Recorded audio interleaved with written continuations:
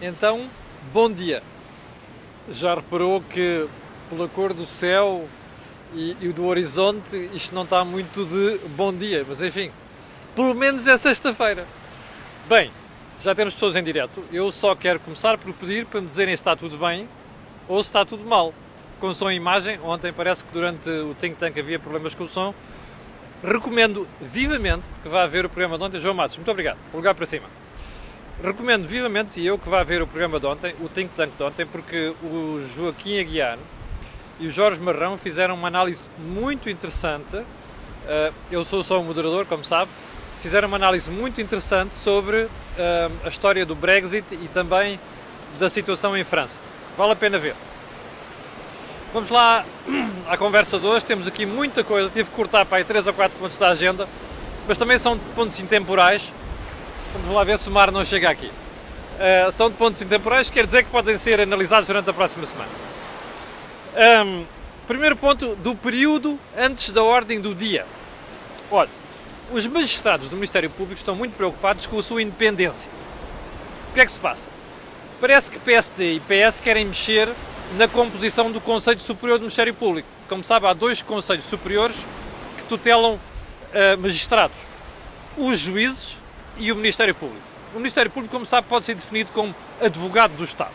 Bom, o António Ventinhas, o Presidente do Sindicato, ontem fez uma defesa muito veemente da independência do Ministério Público. Eu acho muito bem que os magistrados do Ministério Público se preocupem com a sua independência. Mas não precisam de exagerar. Porque ele dizia assim ontem, pois, eles querem mexer no Conselho Superior. O Conselho Superior é aquilo que tutela, digamos assim, a instituição, a classe. Querem lá meter elementos de natureza política. Bom, isto é uma discussão que haveremos de ter um dia. Eu não concordo com o Dr. Rui Rio, que é o mais veemente defensor da história da reforma do Conselho Superior, mas, de facto, aquilo como está também não está bem. Mas havemos de falar sobre isso qualquer dia. O que é que eu queria pegar? Porque é que eu trouxe este aspecto? Porque o Sr. Presidente da República, que eu tenho criticado aqui bastante por algumas decisões, neste aspecto do Conselho Superior do Ministério Público, teve muita razão ontem. O que é que disse o Sr. Presidente da República? Bom, diz assim, a independência deste órgão está consagrada na Constituição. E está. E ponto muito importante, só se pode mexer ali, no Conselho Superior do Ministério Público, com uma revisão constitucional. Ora, o problema é que em 2019, porque é ano eleitoral, não é possível fazer uma revisão constitucional. Ora, onde é que isto nos deixa? É um falso problema. Pelo menos, bom dia, fãs da cor do dinheiro. É um falso problema, pelo menos em 2019. Mas não acredito que em 2020 o problema se coloque. Ou seja, no curto prazo, António Ventinhas pode fazer aquela toda,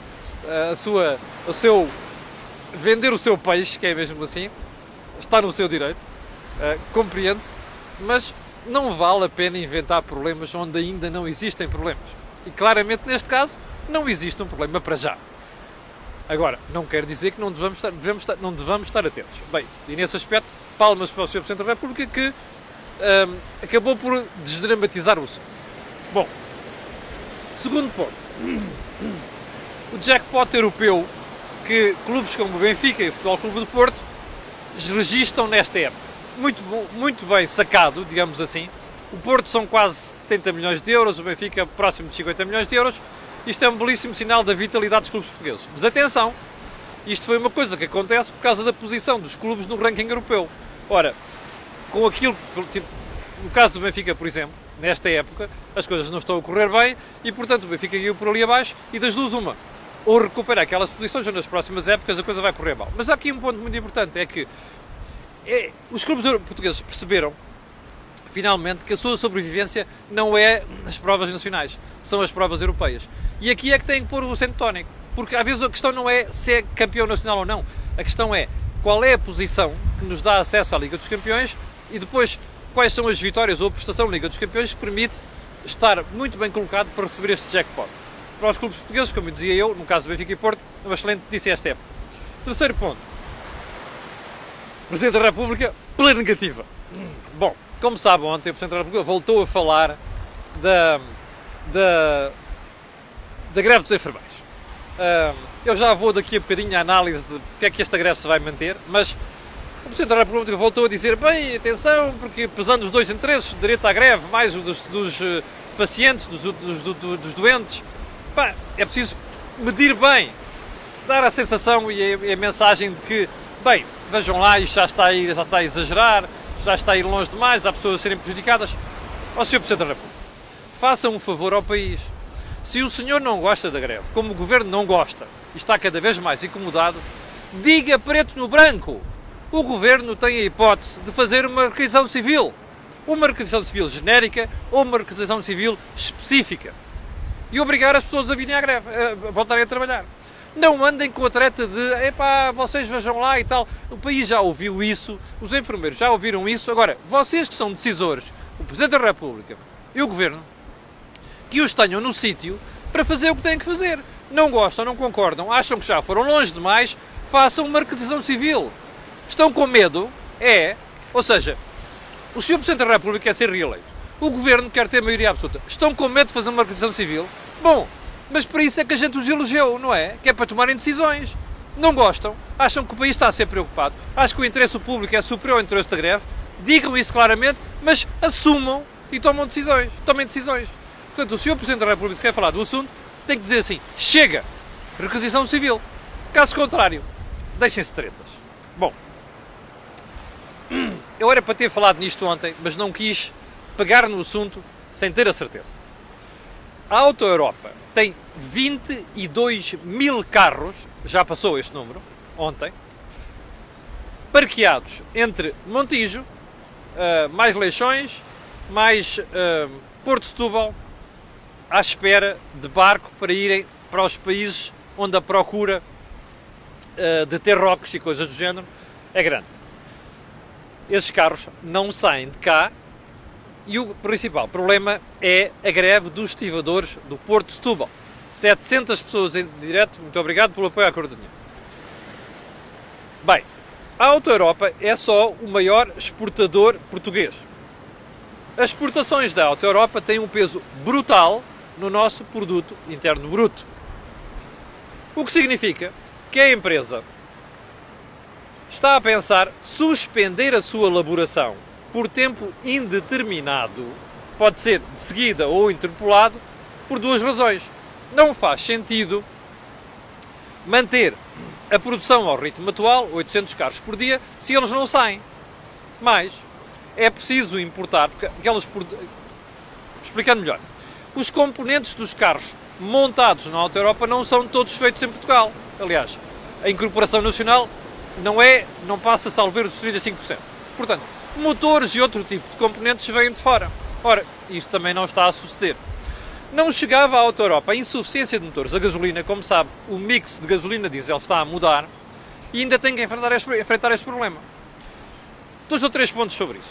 Primeiro, o PIB vai ser afetado seguramente. Segundo ponto, alguém está a brincar com o fogo. Porque a malta da Volkswagen está incomodada com isto e, ao contrário do que diz o Governo, já fez saber isto ao Governo. É verdade que não houve reunião nenhuma entre o Governo, responsáveis da Volkswagen e por aí dentro, mas já fez saber isto ao Governo. E fez saber muito bem.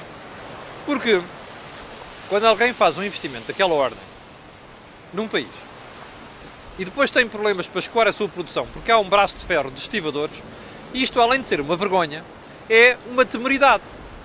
Porquê? Porque um dia alguém se farta. E você recorda-se, eu peço às pessoas para fazerem o exercício de memória. Recuem um bocado no tempo e lembrem-se do que se passou com a Opel na Zambuja. Não foi só apenas por problemas estratégicos, foi porque havia um problema de relacionamento com as próprias forças sindicais. Bem, alguém que está a brincar com o fogo. Porque a paciência para estas coisas não é eterna. Bem, segundo ponto desta conversa. O problema é que isto não é exclusivo da Auto Europa. A região de Setúbal ganhou nos últimos anos, década e meia, investimentos importantes de empresas estrangeiras, nomeadamente estrangeiras. Essas empresas também estão a ser afetadas pela greve dos estivadores. Bem, no caso de algumas dessas empresas, a situação é pior do que na Auto Europa. Porquê? Porque estão a pensar, inclusive, em fazer layoff. Eu ontem estava a fazer umas perguntas sobre isto e ouvi uma informação que, entretanto, foi confirmada por um dos responsáveis, salvo ver, falou à televisão, das empresas industriais, nomeadamente da zona de Setúbal. Bom, e é verdade. As empresas estão a pensar a fazer layoff, como sabe é. Meus amigos, vão para casa que a gente não tem elaboração neste momento. Bem, eu não sei o que é que o Governo está a pensar, ou melhor, não sei porque é que o Governo está com tantos pezinhos de lã em relação à história do Porto de Setúbal e dos sindicatos. Bem, requisição civil, sim, é possível. Está a ver? Ninguém tem coragem para avançar com uma requisição civil. Bem, esqueça a requisição civil. A Ministra do Mar, já sabe que eu tenho um respeito muito grande pela senhora doutora Ana Paula Vitorino, dizia há dias, e muito bem, que se for preciso, passa-se a operar a partir de Sines. Bem, eu não sei o que é que estão a pensar, não sei porque é que estão à espera. Que a situação é grave, a situação está a atingir limites intoleráveis e era bom nós não brincarmos com o investimento estrangeiro. Este investimento faz falta para o PIB, faz falta para a criação de riqueza, como se vai ver a seguir, e faz falta para a criação de postos de trabalho. Portanto, estar a brincar com este assunto desta maneira é uma temeridade. Se os sindicatos querem ficar sem emprego, se a malta de Setúbal quer ficar sem o Porto de Setúbal, que eu acho que o Porto de Setúbal, mais dia, menos dia, vai deixar de contar, seja para o que for, então insistam nisso. Mas o problema é que o país, se a malta da região de Setúbal quer ficar pobre, é uma coisa. Que o país caia nessa história, já não. Portanto, é estranho tanta inação por parte do Governo desta matéria. Bem, terceiro ponto. Não sei se ouviu ontem as declarações da Sra. Ministra da Saúde, da Regente, como eu costumo dizer, a propósito da nova Lei de Bases da Saúde. E há aqui 2 ou 3 notas que vale a pena retirar da conversa dela. Primeiro, ela está mesmo com a pica toda, não é? Ou seja, o Governo está quase em gestão, quer mesmo mudar o panorama da saúde em Portugal. Eu acho isto lamentável. Como acho lamentável um Governo, 800 pessoas em direto, muito obrigado pelo apoio à Cor do Dinheiro, um Governo, numa matéria tão sensível e de transversalidade social, não fazer um acordo de regime nesta matéria. E, portanto, chega lá uma ministra, que é quase uma regente, não é? Que está ali a prazo, tem mais uns meses, e chega lá e quer fazer uma revolução na saúde sem haver o mínimo de acordo de regime nesta matéria. E há uma coisa clara que ficou muito bem explícito ontem. Todos aqueles receios sobre virar à esquerda na saúde, ou seja, limitar a concorrência do SNS com o setor privado, está em causa. Aliás, não é só na história das exclusividades dos médicos, não sei o quê. Bem, isso é até o aspecto que menos me preocupa, embora me preocupe não haver aqui uma reforma de outros aspectos. Portanto, não vale a pena estes e outros setores mexermos uma coisa ou duas. Isto é uma reforma transversal ou não há reforma. Agora, como a Ministra confirmou no fim daquela conversa, não, isto é assumidamente o Governo de esquerda. Bom, é lamentável que opções tão importantes e transversais na sociedade se limitem a uma conversa de isto é assumidamente um Governo de esquerda. A senhora pode estar com a pica toda, a senhora pode ter a vontade de mudar tudo o que quiser. A senhora não é dona do país. A senhora não é dona da saúde. E, portanto, vou repetir aquilo que disse aqui ontem. O Governo está a fazer cedências ao Bloco de Esquerda e ao PCP em matéria de saúde. E o que é lamentável aqui é que, tal como noutros setores da economia, a gente na saúde está a fazer zigue-zagues. Ora é para aqui, ora é para ali, ora é para a frente, ora é 2 passos para trás. Isto não é aceitável. Isto são matérias de responsabilidade que afetam uma sociedade inteira. São matérias onde não se pode fazer zigue-zagues ano sim, ano não. São matérias onde tem de haver estabilidade. Quando as empresas fazem investimentos, quando os cidadãos precisam de perceber como é que hão de funcionar dentro do enquadramento da saúde, isto leva anos a fazer ajustamentos. Portanto, aquilo que a Sra. Ministra está a fazer, aquilo que o Governo está a fazer é a todos os títulos condenável. E eu volto a recordar aqui, a ideia é penalizar PPPs, a ideia é afetar o setor privado, que por acaso, só por acaso, está a fazer um excelente trabalho naquilo que é a prestação de cuidados de saúde. Não é opinião de A, B ou C. São factos, são estudos produzidos pelo próprio Estado ou por instituições independentes que mostram que na saúde alguma coisa de útil está a ser feito precisamente pela concorrência, digamos assim, que existe entre setor público e setor privado. Bom, quarto ponto. A associação ASF, eu vou-lhe dizer qual é o palavrão que isto quer dizer. A ASF, a Autoridade de Supervisão de Seguros e Fundos de Pensões. A ASF foi uma instituição criada pelo Estado português para substituir o ISP, Instituto de Seguros de Portugal. E esta instituição é quem supervisiona os seguros, mas também passou a supervisionar a Associação Mutualista.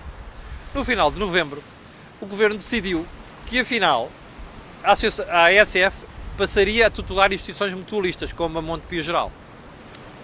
O que é que diz a ASF? Bom, nós não temos maneira, ou não sabemos como é que devemos supervisionar o Montepio, a Associação Mutualista. E vai daí criou um grupo de trabalho especial para isso. Bem, eu confesso que isto me deixa muito surpreendido.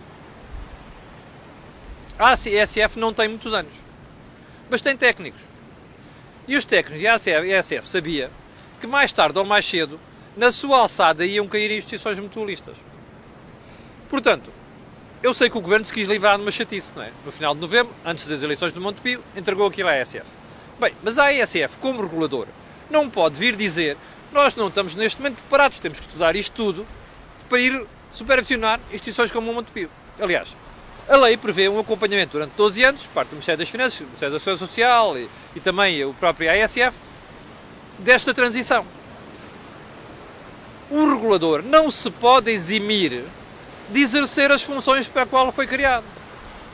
Não posso aceitar, como cidadão, que um regulador venha dizer bem, isto aqui é novo. É tudo novo. Quando se muda a lei, quando o BCE decide uma coisa, quando o Banco de Portugal decide alguma coisa, ou quando a legislação muda, os reguladores são obrigados a estudar aquilo e são obrigados a não deixar existir um vazio. Portanto, isto não pode ser. O regulador tem a obrigação de ter o assunto estudado e tem a obrigação de não se eximir ao exercício das suas funções. Portanto, vamos estar atentos nos próximos meses para perceber se o regulador das mutualistas vai tomar decisões sobre matérias muito importantes, entre as quais saber pronunciar sobre a idoneidade das pessoas que vão gerir a Associação Mutualista de Montepio. Sim, depois das eleições. Porque nós estamos perante situações complicadas, nomeadamente processos de crime e situações em que o regulador Banco de Portugal aplicou sanções a certas pessoas. E, portanto, a ASF não se vai poder eximir de tomar posição sobre esta matéria. E vamos estar atentos a isso, porque disso vai depender muito do que se vai passar com a gestão da Associação Mutualista de Montepio e outras nos próximos anos. Bom, seguindo para mim. O INE, isto é muito interessante. O INE divulgou ontem dados que mostram o comportamento do produto per capita, quer dizer, a riqueza por habitante de Portugal. Sabe onde é que nós estamos? Olha, na zona euro estamos em 16º lugar. São 19 países na zona euro, certo? Bom, onde é que nós estamos no conjunto da Europa a 28? 20º lugar. São 28, certo? Bom, isto refere-se a 2017. O que é que se passou em 2017? Foi o ano em que o PIB cresceu 2,8%. O valor mais elevado deste século. Lembra-se da propaganda? Bom, você não acha estranho que tanta propaganda sobre está tudo bem, é uma maravilha, é um paraíso e não sei das quantas, a gente esteja em 16º lugar na zona euro? Isto quer dizer, no fim de contas, poder de compra, riqueza, não é? E esteja em 20º lugar no conjunto da Europa a 28. Não acha estranho? Bom, está a ver como é que são as coisas. E agora a pergunta que tenho para lhe fazer é o seguinte: você acha que isto é tudo marketing? Ou seja, isto é marketing do governo? Agora, porquê é que o país está a comer esta história? Não acha que há aqui conivência de alguns analistas e mesmo de uma parte da comunicação social que devia denunciar estas coisas? Vou lá.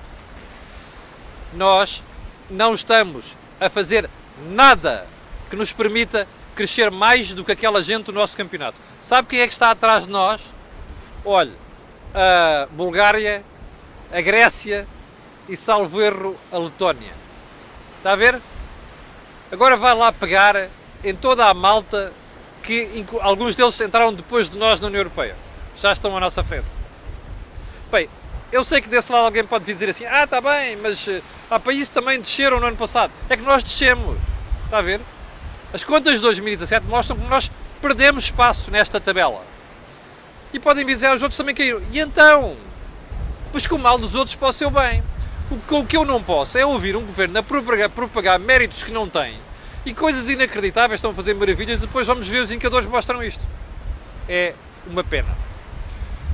E mais, eu suspeito que nos próximos anos isto vai se manter ou vai se agravar. E porquê? Por uma razão muito simples. É que todas as previsões apontam para um abrandamento a partir do próximo ano. E, portanto, convinha que nós parássemos para pensar e disséssemos assim, porquê é que isto está a acontecer? A resposta é muito simples. Dê-me uma única reforma feita por este governo desde 2015.